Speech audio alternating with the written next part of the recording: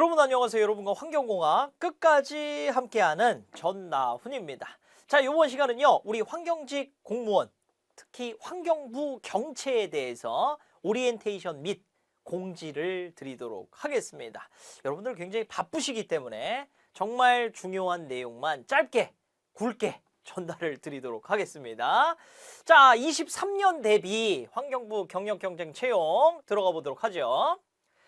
자, 환경부 채용 공고 제가 말씀을 드리고, 그리고 환경부 경채 준비하시는 분들 합격 전략에 대해서 말씀을 드리고요. 마지막으로 소통 창구에 대해서 안내 드리면서 마무리 드립니다. 자, 23년 환경부 채용 공고인데요. 채용 인원은요 아직 나오진 않았지만은 일단은 뭐가 나왔냐, 어떤 공지가 나왔냐, 뽑겠다라는 공지가 나왔다라는 거예요. 자, 9급은 두 자리 이상으로 뽑겠다라는 거죠. 두 자릿수로 뽑겠다라는 거고, 우리가 작년과 재작년 봤을 때 9급이 작년이 많이 뽑았죠. 30명이었고 재작년이 20명, 그럼 또 20명 이렇게 되는데, 이 숫자는 저는 어떻게 예측하느냐, 요 사이에 들어갈 거라고 예측을 합니다. 10명대로 나올 거라고 생각을 안 하고요. 그 이유는 뭐냐면은 지금 은퇴하시고 계시는 그 공무원분들 있잖아요. 그만큼의 TO를 뭐 다 채우진 않겠지만 어느 정도는 또 채워줘야 되는 부분이 있어요. 그죠? 자, 그런데 지금 은퇴하시는 연령대 그 세대가 베이비 부머 세대입니다. 그렇기 때문에 굉장히 많은 인원들이 은퇴 그 공무원 분포를 하고 있고, 그만큼의 TO를 채워야 된다라는 거. 그래서 그 근거에 의거해서 많은 TO가 저는 있을 거라고 생각을 하고, 그래서 20에서 30명 사이로 뽑지 않을까라는 저의 이제 예측이 좀 있고요.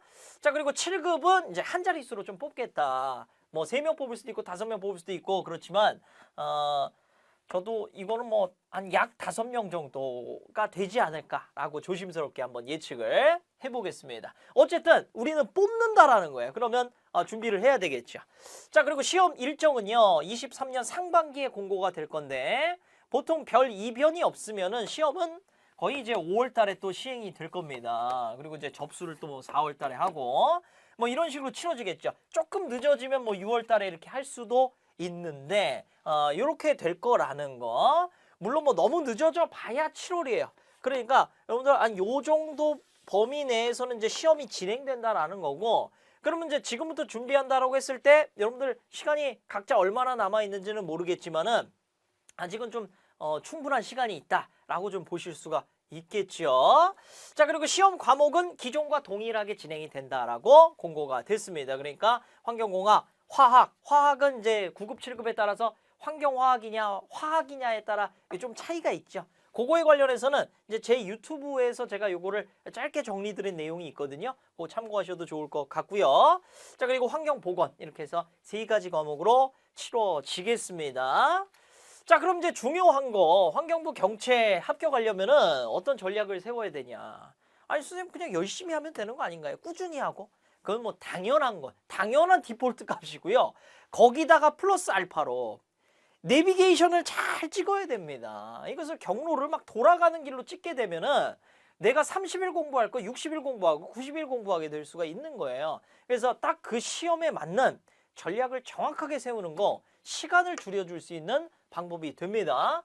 자, 그럼 그 전략에 대해서 제가 설명을 드리는데 뭐 늘 똑같습니다. 어떤 부분에서 똑같냐면 7, 9급 준비하시는 거랑 약간 컨셉을 다르게 가야 된다는 거예요.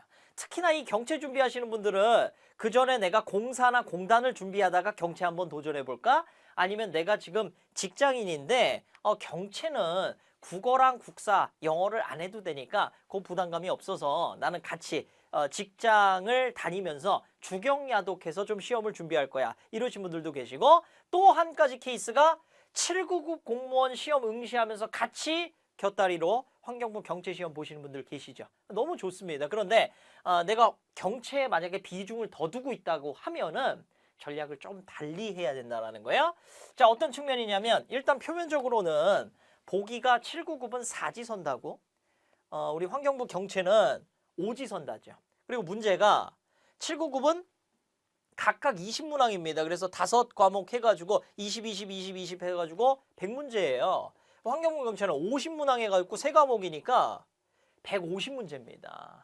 어마어마하게 많은 문제를 수수수수수수 풀어나가야 되고 문제가 많다라는 건 어떤 걸 의미할까요? 그렇죠. 많이 공부해야 된다는 거. 얘보다 더 문제 퀄리티가 좋을까요? 낮을까요? 산술적으로만 따져봐도 낮아집니다. 문제가 좀 퀄리티가 낮아지는데 단순히 내가 암기해서 풀 수 있는 그런 유형의 문제가 더 많이 나오죠. 그런데 그 암기를 많이 해야 된다라는 걸 인지해야 됩니다. 자, 그러면 시험의 출제 형태가 어떻게 나오냐? 지금 제가 이렇게 똑같이 해놨는데요. 어떤 차이가 있냐면 9, 7급 공무원도 기본 개념 문제 나오고요. 심화 개념 나오고 지역적인 문제 나옵니다. 그런데 환경부 경채도 똑같이 나오는데요. 그 비중이 달라지기 때문에 전략을 다르게 해야 된다는 거야. 그럼 정리해보면 9, 7급 공무원은 우리가 전공 과목만 봤을 때 환경공학 개론 봤을 때 요 20문제 중에 퀄리티 있는 20문제가 나오기 때문에 변별력을 가릴 때 그 변별력을 어떤 문제로 가리게 되냐면 심화 개념으로 가리게 돼요. 그러니까 내가 사고력이나 복합적인 개념, 예를 들면 요 문제는 수질의 개념과 대기의 개념을 같이 갖고 가야 한 문제가 해결이 되는 이런 심화 문제가 나온다라고 하면 이 환경부 경채에서의 변별력을 좌우하는 거는 이 심화 개념보다도 지역적인 문제입니다. 그래서 많은 문제를 풀어야 되고 많은 개념에 대해서 내가 시험장 딱 들어가는 날에 뇌 속에 저장이 돼 있어야 된다는 거예요. 그게 포인트입니다. 그것이 포인트예요. 그래서 둘 다 많이 공부해야 되겠지만 어려운 문제 다 풀릴 때까지 넘어가면서 공부를 해야 된다고 하면 환경부 경채는 내가 좀 안 풀려요. 그거보다도 계속 잘 풀리는 문제 여러 개 풀어서 많은 양을 축적하는 게 중요하다는 거. 그걸 알고 가셔야 됩니다. 자, 그렇게 보시면 되고 그럼 좀 더 디테일하게 기본 개념에 충실한 이해는 당연히 필요하겠죠. 기본 문제들은 무조건 맞추는 문제들은 다 맞춰야 되니까. 그리고 가능한 많은 개념을 학습해야 된다라는 거. 화학 파트의 경우엔 기초화학에 초점을 두고요. 수질 파트에 특히나 많은 시간 투자하시기를 권장을 드립니다. 요번에 공진한 것도 보면 거기에 그 직무들이 나열이 돼 있죠. 7급 9급 이제 직무들이 나열돼 있는데 거의 뭐냐면은 수질이 거의 80%. 그 나머지 뭐 토양이라든지 폐기물, 그 다음에 각종 이제 법규, 뭐 행정적인 부분 이런 부분이 이제 20% 직무로 나타나 있어요. 그 얘기는 뭐냐? 이 부분이 시험에서도 당연히 반영이 된다라는 거예요. 그렇기 때문에 수질 파트가 당연히 가장 큰 비중으로 나올 수밖에 없다. 원래 7, 9급 공무원도 한 50% 정도가 수질에서 나오잖아요. 환경부 경채는 그 이상 나온다고 보시면 돼요. 거의 60%가 거의 디폴트 값이라고 보시면 됩니다. 그러니까 내가 수질을 공부 잘 안 하고 뭐 대기랑 폐기물로 커버하면 되지 커버 안 돼요. 비중이 너무 많기 때문에. 무슨 말인지 이해되시죠? 우선적으로 수질부터 완벽하게 소화하고 넘어가야 된다는 거. 자, 그 다음에 970 공무원은 마무리 정리할 때 법규와 환경 이슈 정리로 했다면은 여기는 수치까지 잘 정리하고 법규 정리까지 하는데 이 수치에는 개념의 수치도 들어가지만 뭐 공정시험에서의 뭐 필요한 수치들도 이제 외워줘야 되는 부분들이 있습니다. 그래서 그만큼 꼼꼼하게 준비하는 게 중요하다라는 거. 그게 중요합니다. 선생님 저 꼼꼼한 거 못하는데요? 아니에요. 많이 하고 꾸준히 계속 하다 보면 어느 순간 궤도에 올라갑니다. 네, 그건 제가 보장을 드릴 수 있기 때문에 왜냐하면 정말 환경부 경채는 그만큼 제가 좀 막 어려운 문제를 풀고 사고력이 좀 떨어지고 그러는데요. 그래도 괜찮아요. 왜냐하면 많이 하면 되기 때문에 경채는 정말로 그렇게 생각을 해주시면 되겠고요. 자, 이거 많이 물어보셔가지고 제가 정리를 드리는데 학습을 어떻게 해야 되죠? 그러니까 많이 공부해야 된다고 했을 때 환경공학개론 보통 수험서 이렇게 한 권 풀어보면 그걸로 양이 모자라요. 그리고 내가 모의고사도 풀고 기타 기출문제도 막 풀어보다 보면은 이걸로는 지금 모자란데? 이런 느낌이 분명히 듭니다. 드는 게 당연한 거예요. 당연히 요것만 보고 합격할 수 없습니다. 절대로. 그래서 추가적으로 계속해서 공부를 해주셔야 되는데 그랬을 때 제가 그 순서를 말씀을 드리면 첫 번째로 환경공학개론. 이거는 가장 우선순위. 가장 우선의 뼈대는 이 수험서를 통해서 잡아주셔야 돼요. 수질이든 대기든 토양이든 폐기물이든 소음진동이든 뼈대는 환경공학 개론으로 잡으셔야 된다는 거. 그 다음에 개론. 각종 전공서적의 개론인데 뭐부터 볼까요? 그렇죠. 수질이 중요하니까 수질 오염 개론부터 우선순위로 보셔야 되는 거예요. 그 다음에 대기 보시면 되는 거고, 이후에 뭐 폐기물 봐도 좋은데 안 봐도 괜찮아요. 여기 2개까지 봤다고 하면은. 그 다음에 이제 방지 기술 들어가야 되죠. 수질이라고 하니까 이제 뭐 폐수 처리 공학 또는 뭐 수질 오염 방지 기술 있죠.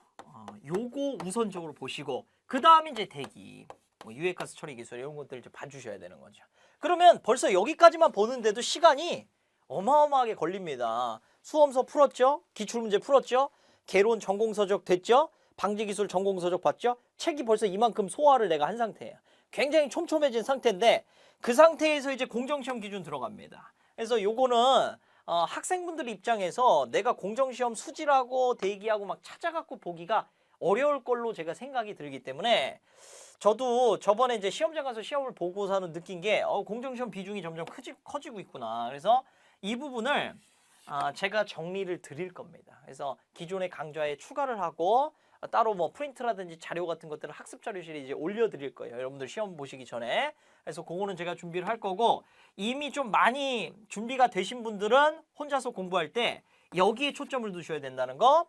세부 수치보다도, 그러니까 뭐 어디 무슨 뭐 BOD 실험인데 거기 들어가는 시약을 다 외운다, 뭐 거기 몇 미리 넣는지 외운다, 그게 중요한 게 아니고 거기에 측정 원리 있죠. 측정 원리, 그 다음에 뭐 간섭 물질에 대한 영향, 이런 것들을 잘 보셔야 된다는 거. 항목하고 원리에 초점을 둬야 된다. 무슨 말인지 이해되실겠죠? 그리고 마지막에 이제 농도 계산하는 거.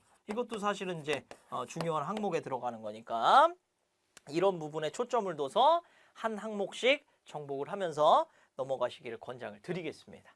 자, 그 다음에 이제 법규 정리해야 되는데, 이거는 뭐 제가 자료실에도 제가 해드렸고, 그 다음 이제 심화 강의에서도 뭐 공부해야 될 환경 관련 법규들을 쭉 나열을 해드렸어요. 굉장히 많은데 그것들을 내가 시험장까지 얼마나 많이 소화하느냐, 그것이 사실 이제 당락을 결정하는 거예요. 선생님 그거 언제 다 외워요, 법을? 그 모든 수험생이 다 그렇습니다. 그러니까 내가 한 발이라도 더 가는 사람이 합격할 수 있는 거예요. 예, 그렇게 돼 있다, 시스템이. 자, 그리고 거기다가 이제 플러스 환경 이슈 보시는데, 이거는 가장 좋은 게 환경 백서로 공부하시는 거를 권장을 드려요. 환경 백서. 그리고 특히나 환경부 경채면 환경 백서 보셔야죠. 왜냐하면 여기에 이제 각종 환경 정책들이 나와 있고, 그 정책에서 설명하는 그 용어들, 키워드들이 있는데 그것들 내가 모른다, 그러면 그 키워드 위주로 스터디를 하시는 거를 권장을 드리겠습니다. 여기까지 제가 설명드리니까 어때요? 할 것 태산인데, 또 문제가 뭐냐면 공부하다가 또 방향이 또 궁금한 게 분명히 생길 것 같은데, 이런 걱정들이 드시죠? 네, 걱정하지 마십시오. 왜냐하면 그래서 소통이 중요한 거죠. 여러분들 지금 개개인이 처한 환경들이 다 다르고요. 개개인이 가지고 있는 지금 출발 실력이 다 다릅니다. 그러니까 물어보고자 하는 그런 고민들이 다 다를 거예요. 그것들은 어떻게 해결해야 되냐? 저한테 물어주셔야 돼요. 그래서 에듀피디 질문 게시판이나 수강생이시면, 그리고 수강생이 아니시더라도 네이버 카페 초록별 엔진 환경공학 고민 해결 들어오시면 거기 여러분들과 비슷한 질문을 했던 수강생들이 막 남겨놓은 글들이 있을 겁니다. 그래서 언제든지 Q&A 게시판에 남겨주시면 제가 시간 나는 대로 상세히 좀 답변을 드릴 거고요. 그 다음에 공부하면서 계속 방향성에 고민이 된다, 그때 남겨주세요. 자, 그리고 유튜브 초록별 엔진에서 제가 매주 화요일 밤 9시에 생방송으로 또 질의응답 진행하고 있습니다. 거기 참여해 주셔도 너무나 좋겠습니다. 자, 그러면 여기까지 해가지고 우리 짧고 굵게 환경부 경채 오리엔테이션 및 공지를 드렸고요. 기타 궁금한 사항들 이 소통 창구에 많이 남겨주시면 되겠습니다. 그러면 저는 강의나 또 다른 영상에서 여러분들 찾아뵙도록 하겠습니다. 안녕히 계십시오.